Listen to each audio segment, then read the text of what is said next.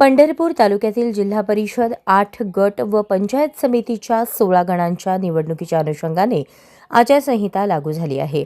आदर्श आचारसंहिता अंमलबजावणी व निवडणुका पारदर्शक व शांततेत पार पाडण्यासाठी प्रशासन सज्ज झाले असल्याची माहिती सहाय्यक निवडणूक निर्णय अधिकारी तथा तहसीलदार सचिन लंगुटे यांनी दिली।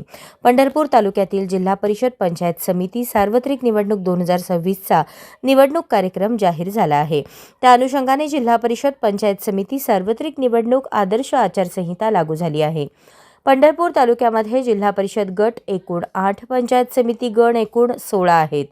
पंढरपूर तालुक्यातील जिल्हा परिषद गट वाखरी, करकम, भोसे, गोपाळपूर, टाकळी, कासेगाव, रोपळे, भाळवणी हे 8 जिल्हा परिषद गट आहेत।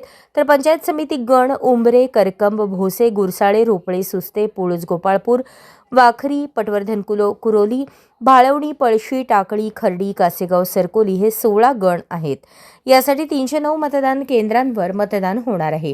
नामनिर्देशन अर्ज, त्यासोबत जोडावयाची प्रपत्रे, छाननी, उमेदवारी माघार, निवडणूक चिन्ह वाटप, मतदान दिवशी घ्यावयाची खबरदारी, अनामत रक्कम, मतमोजणी आदर्श आचारसंहितेचे पालन करण्याबाबत सूचना देण्यात आल्या आहेत। 8 जिल्हा परिषद गटांसाठी 8 कर्मचारी तर 16 पंचायत समिती गणासाठी 16 कर्मचारी फॉर्म तपासणीसाठी नियुक्त करण्यात आले आहेत।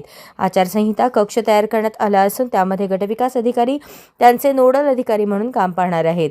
हे आचारसंहिता कक्ष पंचायत समिती शेतकी भवन येथे असणार आहे। या कक्षात एक खिडकी कक्ष असणार असून येथे प्रचारासंबंधित सर्व परवानग्या दिल्या जाणार आहेत।